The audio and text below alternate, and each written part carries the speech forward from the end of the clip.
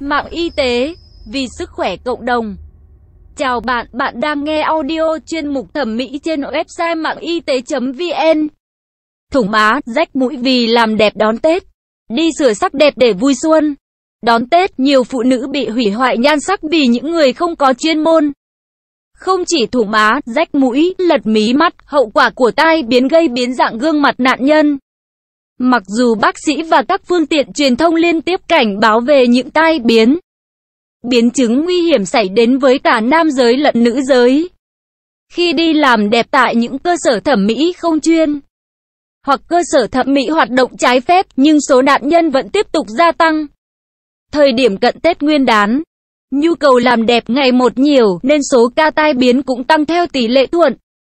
Sống mũi của bệnh nhân bị cong vẹo, silicon đâm, thủng gây nhiễm trùng, hoại tử. Ngày 25 tháng 1, thông tin từ bác sĩ Phạm Trịnh Quốc Khanh, trưởng khoa bỏng, tạo hình, Bệnh viện Trưng Vương. Trong tuần qua tại đây liên tục tiếp nhận nhiều người bệnh gặp tai biến khi đi làm đẹp. Nạn nhân thứ nhất là chị L. Quy, P, 28 tuổi, vào viện trong tình trạng sống mũi bị nhiễm trùng, hoại tử. Qua khai thác bệnh sử của bác sĩ, người bệnh cho hay, do mũi của chị bị tạch không chỉ ảnh hưởng đến nhan sắc, mà nhiều người còn chê phá tướng nên chị quyết định đi nâng mũi.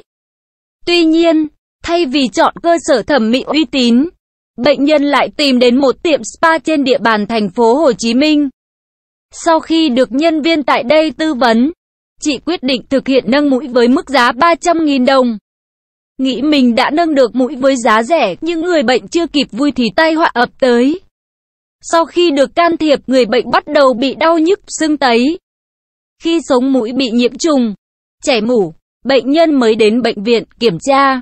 Qua thăm khám, bác sĩ xác định thanh silicon đã đâm thủng sống mũi bệnh nhân, gây nhiễm trùng nặng. Người bệnh được bác sĩ phẫu thuật lấy thanh silicon độn trong mũi, đồng thời xử lý chống viêm, tạo hình lại mũi. Chỉ vì ham rẻ và tin lời đường mật của nhân viên spa, nữ bệnh nhân không chỉ tốn hơn 8 triệu đồng để điều trị, mà còn bị biến dạng gương mặt khó phục hồi. Má trái của bệnh nhân thay vì có lúm đồng tiền thì bị sẹo gây mất thẩm mỹ. Trường hợp thứ hai là nữ bệnh nhân L. T. D. 35 tuổi, nhập viện với ổ nhiễm trùng ở má trái. Bệnh nhân cho hay, trước đó chị được nhân viên một tiệm làm tóc tạo má lúm đồng tiền. Những tưởng sẽ có nụ cười tươi trên gương mặt có nét mới để đón Tết. Không ngờ vị trí được xuyên đục tạo má lúm nhiễm trùng làm ổ mủ. Sau khi được bác sĩ phẫu thuật xử lý ổ nhiễm trùng, bệnh nhân đã lành vết thương. Tuy nhiên, thay vì có má lúm đồng tiền, nữ bệnh nhân lại bị vết sẹo rất khó phục hồi lại làn da trước đây. Một trường hợp khác là nữ bệnh nhân 25 tuổi.